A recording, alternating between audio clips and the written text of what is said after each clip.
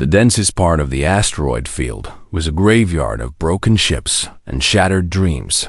Deha flew through it like a man possessed, threading the quiet passage through gaps that should have been too narrow and dodging rocks that appeared out of nowhere with killing speed.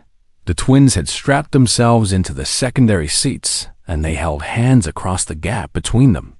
They did not speak, because there was nothing to say. Either they would live or they would die, and words would not change the outcome behind them. The two remaining Syndicate ships pushed forward with relentless determination.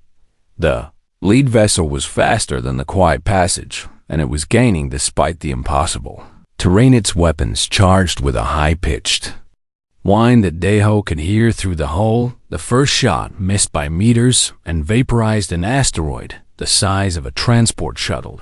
Second shot clipped the quiet passage's port engine and sent alarms screaming through the cockpit. Deha felt the ship lurch beneath him as half his thrust capacity disappeared. The math changed in an instant, and none of the new numbers were good. He made a choice that no reasonable person would make. He cut power to the remaining engine and let the ship drift into the shadow of a massive asteroid, using its bulk as cover while the Syndicate vessels tried to track his position. The cockpit went dark, except for emergency lighting. The twins stared at him with eyes that reflected the dim red glow. Mary whispered and asked what he was doing. Told her to trust him.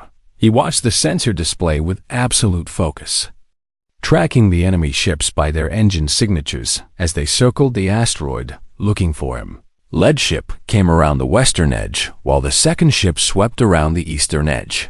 They were trying to catch him in a pincer movement. Deho waited until both ships committed to their approach vectors. Then he reignited the engine and shot straight up relative to the asteroid's rotation, bursting out of cover in a direction neither pursuer expected. Syndicate pilots reacted fast, but not fast enough. Their pincer movement had put them on a collision course with each other, and they had to break formation to avoid crashing.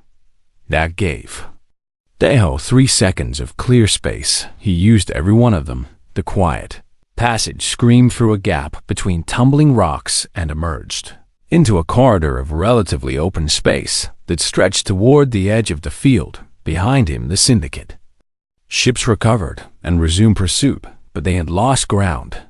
The second ship tried to take a shortcut through a cluster of smaller asteroids and paid for the gamble with its hull. Deho did not see the impact, but he heard the death scream of metal on rock through his sensors. One ship left. The final Syndicate vessel was crewed by someone who refused to give up. It matched every move Deho made, and it was still gaining because the quiet passage was wounded and bleeding atmosphere from a dozen small breaches. The edge of the asteroid field appeared on sensors like a promise of salvation.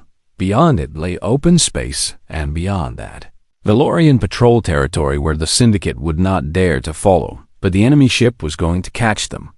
Before they reached safety, Deho looked at the damage reports and the fuel gauge and the life support readings. He looked at the twins who were watching him with complete trust despite everything. He made the only choice that mattered. He diverted all remaining power to the engines, all of it. That meant no shields and no weapons and no life support beyond what was already in the air. It meant the ship would be freezing within minutes, and it meant that any hit from the Syndicate vessel would tear them apart. But it also meant speed. The quiet passage surged forward with everything it had left.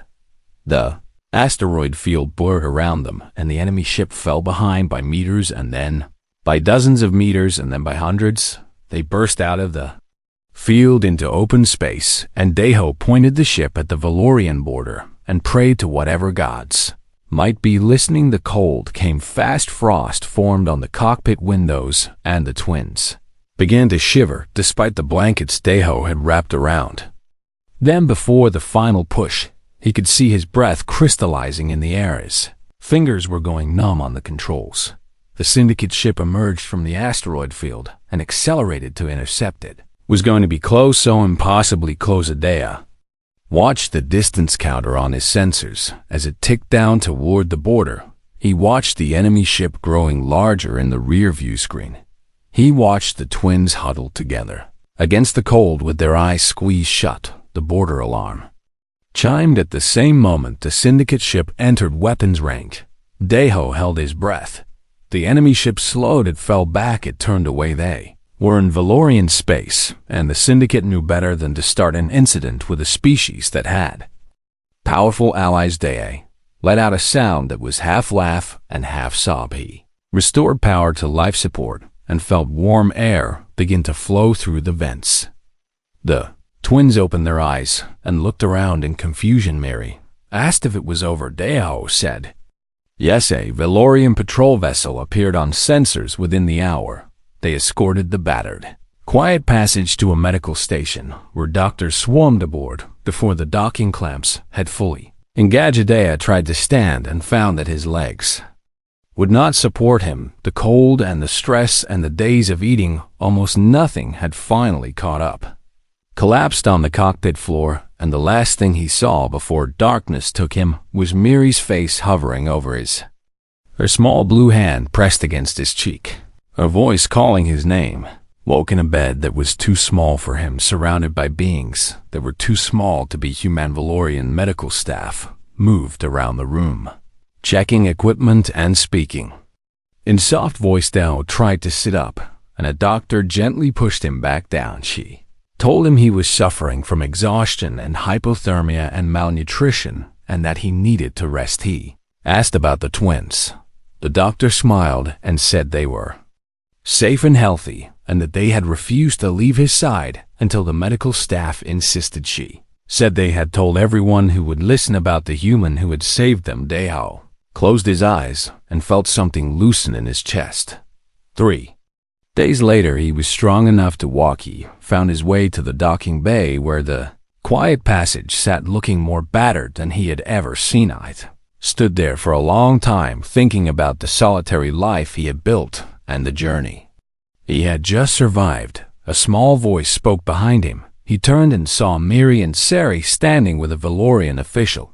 The Duldas twins looked different somehow, less fragile, as if the ordeal had forged something stronger in the Miri. Explained that they had no surviving family and that the settlement had been trying to find someone to take them. And she said they had made a request. The official stepped forward and formally asked Deho if he would consider remaining in Valorian space, if he would consider giving 2 orphan children a home. Deho looked at the twins. He thought about his empty ship and his empty life, and all the years he had spent running from connection. He thought about Sari's question at the beginning of this journey, the one about promises. He knelt down so he was at their level, so he could look them in the eyes without towering over them. Sari spoke then, more words than he had strung together in weeks. He said that Deho was the first adult who did not leave them. The words hit Deho like a physical blow. He felt tears forming in his eyes, and he did not try to hide them. He looked at these 2 small beings who had survived the unsurvivable and who still had enough hope left to ask a human from a death world to be their family. He remembered the promise he had made to himself in the dark of his ship. He said, "Yes, Mary," threw her arms around his neck, and Sari followed a moment later, and Deho held them both as gently as his human strength would allow. The official smiled and began explaining the process for adoption across species lines. Deho was not really listening, was thinking about how strange the universe was, how it could take everything from you and then give you something you never knew you needed. He had answered a distress beacon because of a rule he followed without question. Now he had a family because 2 tiny alien twins had decided that a monster from a death world was worth trusting. Maybe the stories they told about humans were right. Maybe humans were exactly as dangerous and stubborn and unreasonable as everyone said. But maybe that was not always a bad thing.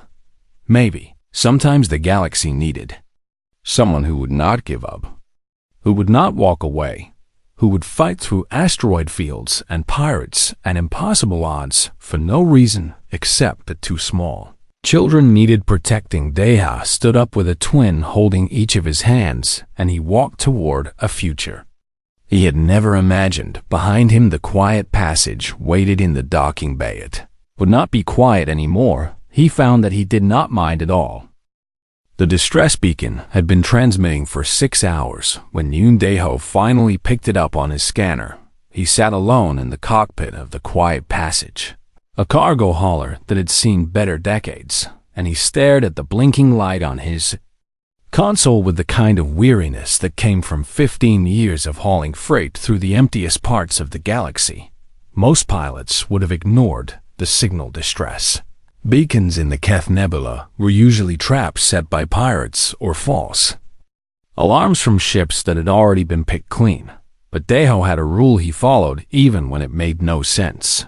He always answered the call. The ship that came into view through the nebula's purple haze was a Valorian trading vessel. Small and elegant in the way that all Valorian craft tended to bait drifted without power, spinning slowly in the void like a leaf caught in still water scorch. Marks covered its hull, and one entire section had been torn open by weapons fired. Dae-ho docked his ship against the airlock and pulled on his environment suit. He grabbed a flashlight and a sidearm. He had not fired in 3 years, and he stepped through into the darkness of the dead vessel. The smell hit him first. It was the smell of burned metal and something worse underneath. I moved through the corridor with his light cutting through the black, and he found the first body within 20 steps. Valorians were small beings, roughly the size of human children, even when fully grown. They had pale blue skin and large dark eyes and delicate frames that seemed too fragile for the harshness of space. This one had been a merchant based on the clothing he had dyed trying to reach the escape pods. Dae found more bodies as he moved deeper into the ship. 7 in total, a crew of traders who had probably been carrying nothing more valuable than textiles or food supplies. Pirates had killed them anyway. He searched the ship methodically, checking each room for survivors, even though he expected to find none. The bridge was empty. The cargo hold had been stripped bare. Engine room was flooded with coolant that had leaked from ruptured pipes. He was about to leave when he heard Ida sound so faint that he almost convinced himself he had imagined it. It came from beneath the floor of the engine room, a soft whimper that cut through the mechanical groaning of the dying ship. Dae knelt down and examined the floor panels until he found one that was slightly loose. He pulled it aside and shone his light into the crawl space below. 2 faces stared back at him. They were children, Valorian children, even smaller than the adults he had found, huddled together in a space barely large enough to hold them. One was a boy and one was a girl, and they looked so similar that they could only be twins. The girl had her arms wrapped around her brother, and her eyes were wide with terror. The boy was shaking so badly that Dae-ho could see it even in the dim light for a long moment. Nobody Mavadea understood why they were afraid. Humans were classified as a Class 7 Death World species throughout the galaxy. 2. Most alien civilizations. Humans were the monsters the parents warned their children about. They came from a world of extreme gravity and violent weather and predators that hunted for sport to these 2 small beings. Dae-ho probably looked like a nightmare given flesh. He turned off his flashlight because it was probably blinding them then. He sat down on the cold floor of the engine room, and he made himself as small as a grown man could make himself. He did not reach for them, did not speak. He simply waited minutes. Past in the darkness, the ship groaned and creaked around them as it continued its slow death spiral. Finally, the girl spoke in a voice that trembled like a leaf in the wind. She asked if he was going to hurt them. Dae-ho said no. She asked if he was going to sell them. Dae-ho felt something twist in his chest at that question, because it meant she knew exactly why the pirates had come. He said no again. She asked what he was going to do with them. Dae-ho thought about that question for a long time. Before he answered, he told them his name was Dae-ho, and he had a ship, and he would take them somewhere safe if they wanted to come with him. The girl looked at her brother, who had not spoken a single word. The boy just stared at Dae-ho with eyes that had seen too much for someone so young. Something had broken inside that child, and Dae-ho recognized the look because he had seen it in his own Mary, years ago, the girl made the decision for both of them. She said they would come getting them out of. The crawl space was difficult because they flinched every time. Daeho moved too quickly. He learned to telegraph his movements, to show them his hands before he reached for anything, to speak in a low and steady voice that he hoped sounded more gentle than threatening.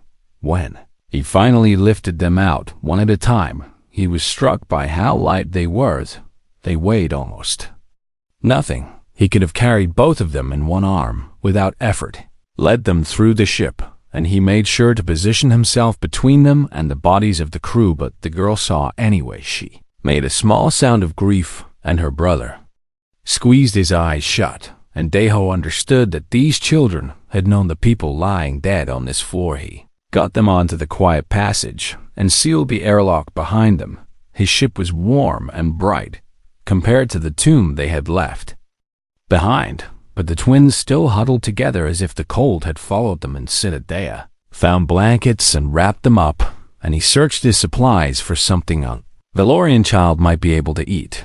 He found nutrient paste that was probably close enough. They ate in silence while Daeho plotted a course on his navigation console. Nearest Valorian settlement was 3 weeks away at standard speed. The nearest station that accepted refugees was in territory controlled by the same pirates who had attacked the trading vessel. Neither option was good. Chose the Valorian settlement because at least there the children would be among their own kind as the ship pulled away from the wreckage. The girl told Daeho her name was Mary. Her brother was called Sarah. Daeho nodded and said those were good names. Mary asked where they were going. Daeho told her about the Valorian settlement and how long it would take to get there. 3 weeks seemed to frighten her almost as much as the pirates had. 3 weeks alone on a ship with a human from a death world. Aho could not blame her for being scared. He was not sure he was qualified to take care of 2 traumatized children for 3 days.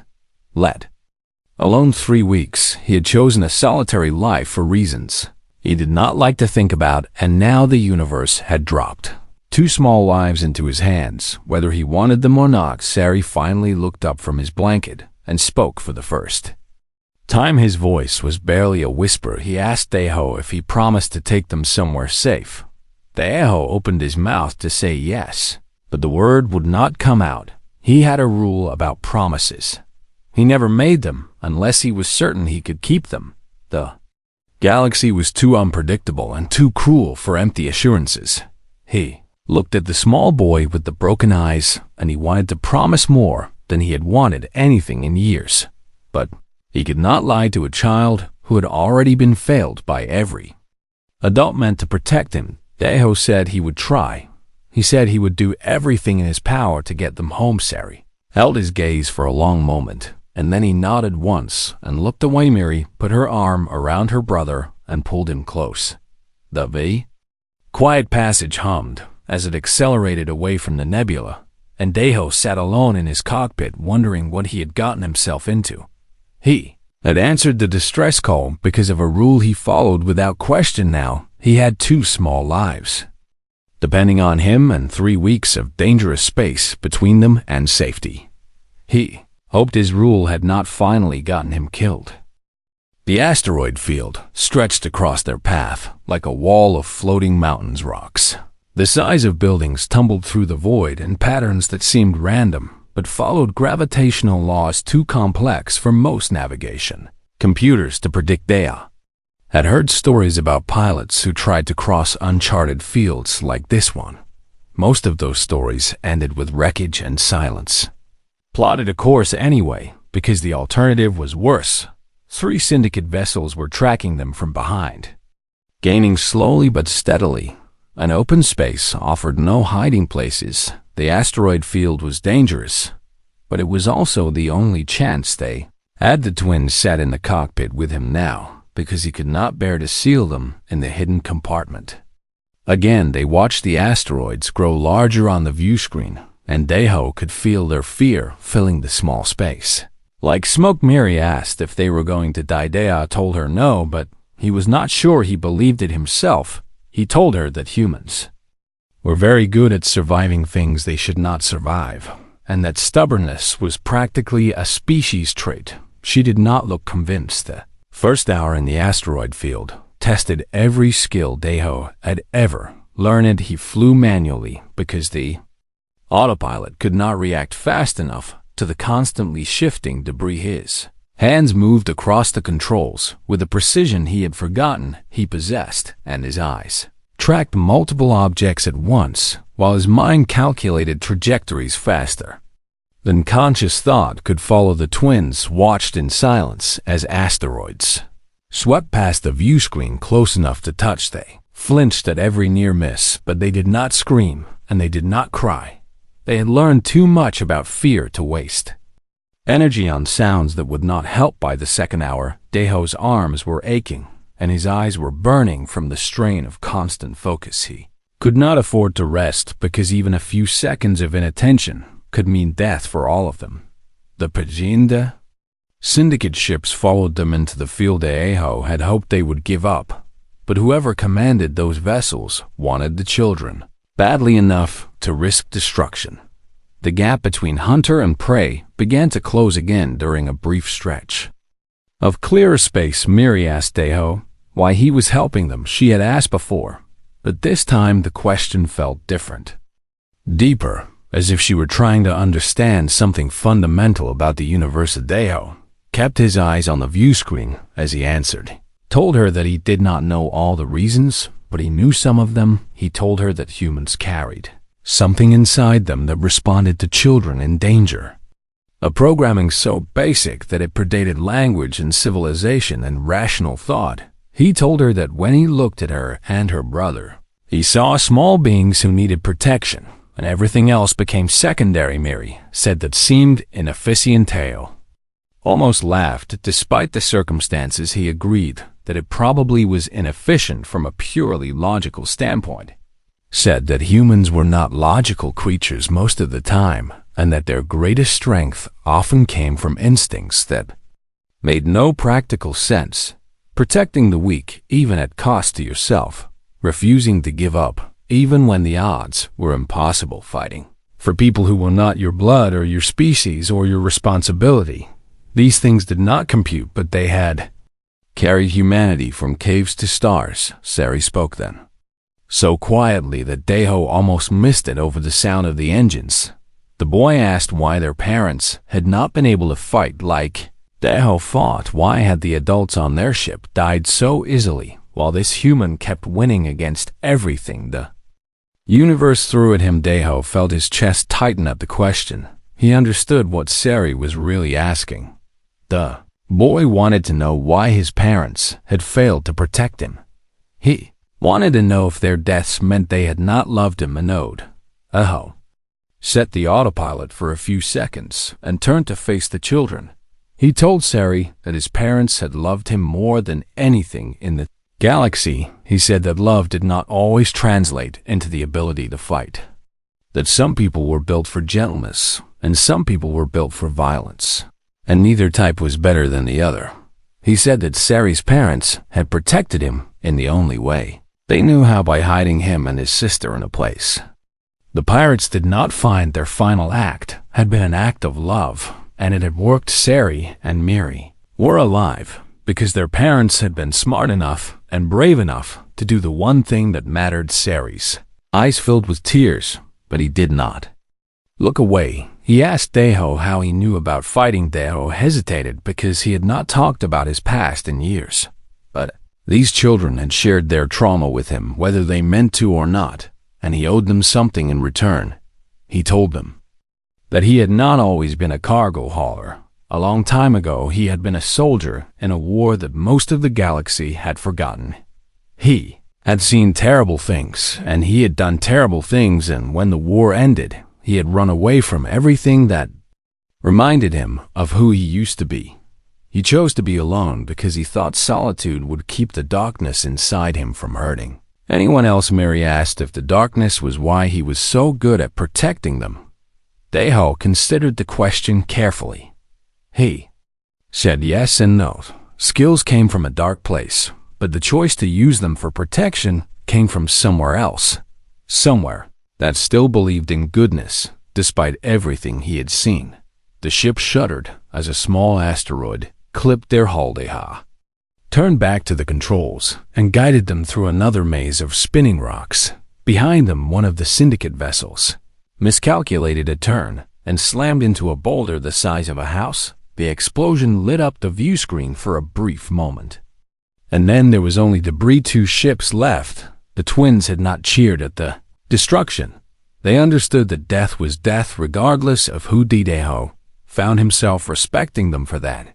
As the hours stretched on, the fuel gauge dropped lower and the damage reports multiplied. The quiet passage was holding together through stubbornness and luck, but both were running out. Deho looked at the navigation display and saw that Valorian space was still 8 hours away. He looked at the pursuing ships and calculated that they would catch up in 6th. Math was simple and brutal. They were not going to make it unless something changed. Oh, made a decision that felt like jumping off a cliff. He told the twins to hold on tight because things were about to get very uncomfortable then. He pushed the engines past their safety limits and dove into the densest part of the asteroid field, where no sane pilot would ever go. The syndicate ships followed because they had no sanity left either. Somewhere in that chaos of rock and fire and desperate maneuvering, Deho would find a way to save these children, or he would die trying. There was no third option. The refueling depot sat on an asteroid at the edge of a trade route. The most legitimate merchants avoided. Deho had no choice but to stop there because his fuel reserves had dropped below the safety threshold, and there was nowhere else within range. He spent an hour preparing the twins for what was about to happen. He showed them the hidden compartment behind the water recycling unit, a space just big enough for 2 small Valorians to hide if they pressed together. He told them to stay silent no matter what they heard. No matter what Mary asked what he was afraid of. Deho did not want to scare them, but he also did not want to lie. He told them that bad people sometimes visited places like this depot and that it was safer for everyone. If nobody knew the twins were on his ship, Suri looked at his sister with those haunted eyes, and Miri took his hand and squeezed it. They understood. Better than Deho wished they did. He sealed them into the compartment and made sure the panel looked undisturbed from the outside. Then he docked the quiet passage at the depot and stepped out into a world he had been avoiding for years. The depot was everything he expected and worse. It was crowded with ships that had no registration codes and beings who looked like they would kill for the right price. The air smelled like engine grease and cheap alcohol and something chemical that Deho did not want to identify. He kept his head down and made his way to the fuel distribution center. The transaction was straightforward enough. Credits changed hands and fuel began pumping into his ship through an automated line. He could have left right then, but he needed supplies too. Food that the twins could actually digest. Medical supplies in case something went wrong during the remaining 2 weeks of travel. He was examining a rack of nutrient supplements when he heard voices behind him. 2 beings were talking to the depot manager, showing holographic images that floated in the air between them. Deho recognized the uniforms before he recognized the Faceskath Syndicate. Same pirates who had attacked the Valorian trading vessel. The holographic images showed the wreckage of that ship and then shifted to show images of the crew. The pirates were asking if anyone had seen survivors. They were offering a bounty. Deho forced himself to keep browsing the supplies as if nothing were wrong. His heart was pounding so hard he was certain everyone in the depot could hear it, but he kept his movements casual and his expression bored. He selected a few items and paid for them without making eye contact with anyone. Then he walked toward his ship at a pace that was neither too fast nor too slow. He was 30 meters from the airlock when a hand grabbed his shoulder. Deho turned and found himself face to face with one of the syndicate pirates. The being was tall and covered in scales that gleamed under the depot's harsh lights. He had a weapon on his hip and a suspicious look in his yellow eyes. He asked Deho where he was coming from. Deho said he was just a cargo hauler passing through the Pirate asked what kind of cargo Deho said industrial equipment bound for. The outer colonies. The pirate studied him for a long moment, and Deho could feel the weight of that gaze like a physical pressure against his chest. Then the pirate asked if Deho had seen any Valorian children during his travels. Deho said no. Pirate asked if Deho was sure about that. Deho said he was sure. The pirate smiled in a way that had no warmth in it at all. He said that someone had answered the distress beacon from the Valorian ship. Someone had docked with the wreckage and then left again, and the syndicate was very interested in finding out who that someone was. Deho shrugged and said there were a lot of ships in the nebula, and it could have been anyone. The pirate stepped closer until they were almost touching. He said that was true, but most ships did not have human captains. And humans were memorable, and people talked, and the syndicate had been asking questions at every depot in this sector. He asked Deho one more time if he had seen any Valorian children. Deho looked into those yellow eyes, and he saw exactly what would happen to Miri and Sari if this creature ever got his hands on them. He saw the markets where children were sold, and the buyers who frequented those markets, and the futures that awaited any young being unlucky enough to end up there. Something shifted inside Deho, something old and cold that he had buried a long time ago. He said no again. The pirate reached for his weapon. Deho moved faster. 15 years of solitary cargo hauling had made him soft, but before that he had been something else entirely. The muscle memory was still there, buried beneath layers of peaceful routine, waiting for a moment exactly like this one. He grabbed the pirate's weapon arm and twisted it in an angle that nature never intended. Pirate made a sound that was more surprise than pain, and then Deho slammed him against the corridor wall, hard enough to crack the plating. The fight lasted less than 10 seconds. When it was over, the pirate was unconscious on the floor, and Deho's hands were shaking so badly he could barely operate the airlock controls. He got inside the ship and sealed the hatch behind him. He went straight to the hidden compartment and opened it too. Small faces stared up at him. Mary asked if the bad ones had found them. Deho said no. Sari was looking at Deho's hands, at the bruises that were already forming across his knuckles.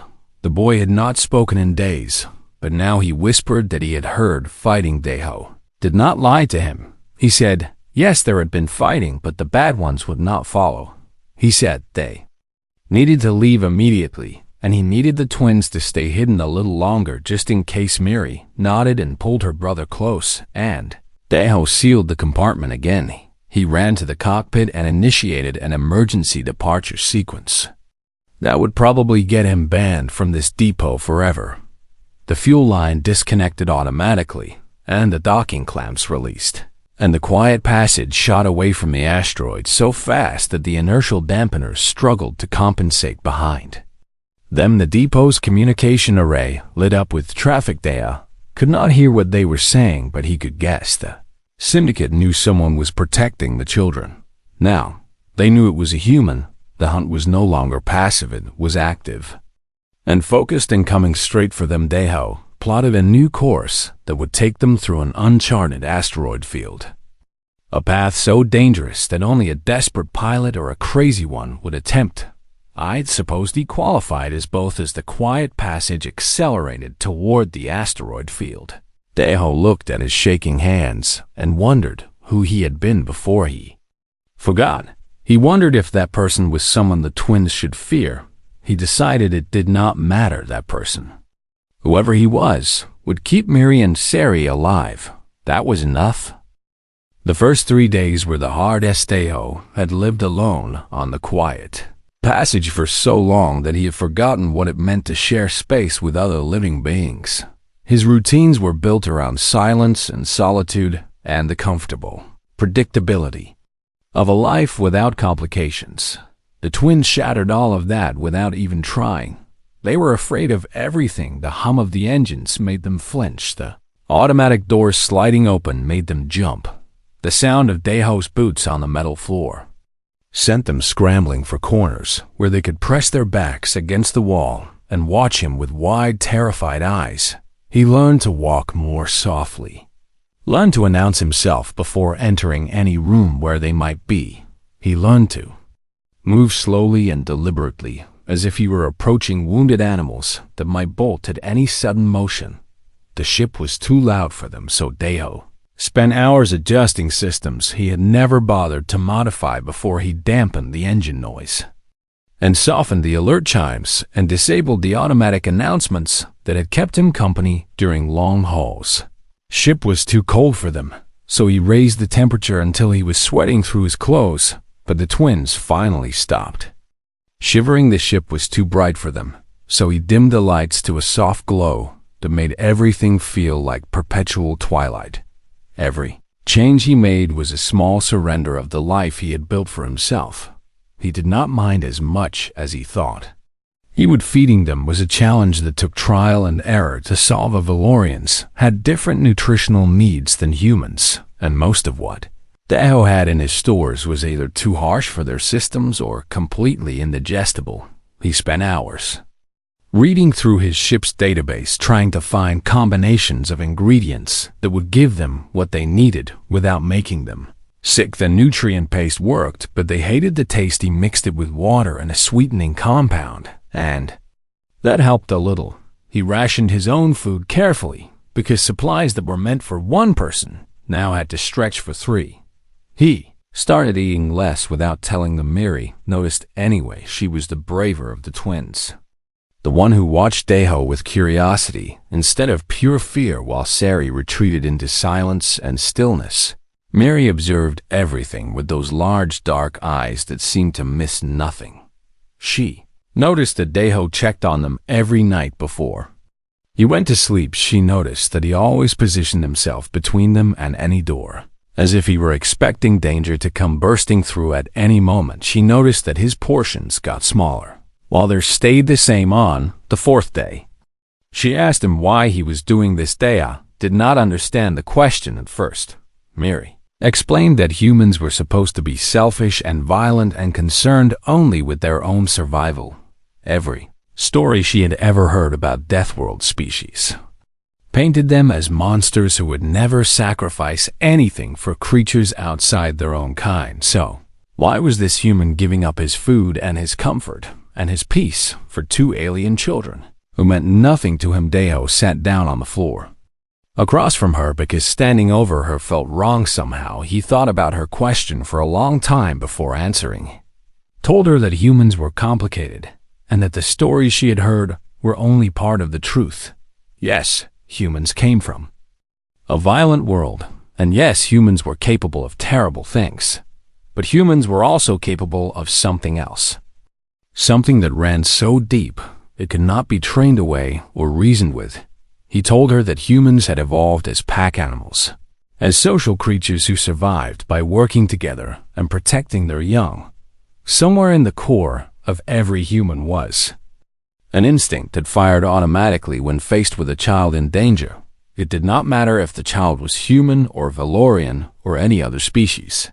Instinct simply said protect, and it was almost impossible to ignore. Miri asked if that was why he had rescued them. Deho admitted that he did not fully understand his own reasons. He had answered the distress call because of a rule he followed, and he had taken them aboard because leaving them was unthinkable.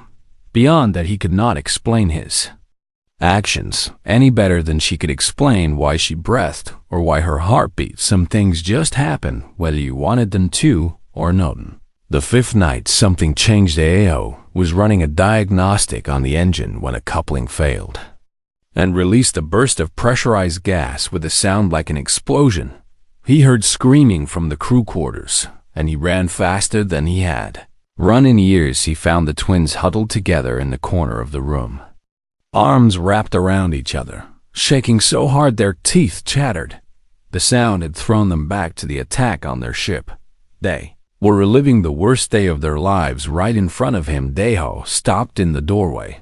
Every instinct told him to rush forward and comfort them, but he knew that his size and his speed would only make things worse instead. He sat down right there in the doorway. He made himself small. He did not approach, and he did not speak. He just sat there, breathing slowly and steadily, and he waited. It took almost an hour. The twins watched him the entire time, still trembling, still holding each other as if they might fly apart without that anchor. But slowly their breathing calmed and their shaking subsided, and some of the wild terror faded from their eyes. Miri was the first to move. She loosened her grip on her brother, and she looked at Deho with an expression he could not quite read. She asked if the bad ones had found them. Deho said no, and he explained about the engine coupling and how it was just a mechanical failure.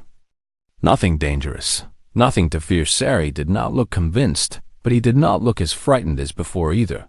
That night, Deho stayed nearby instead of returning to his own quarters. He sat in a chair across the room, and he told himself it was because he wanted to monitor them in case they had another panic episode. But the truth was simpler than that.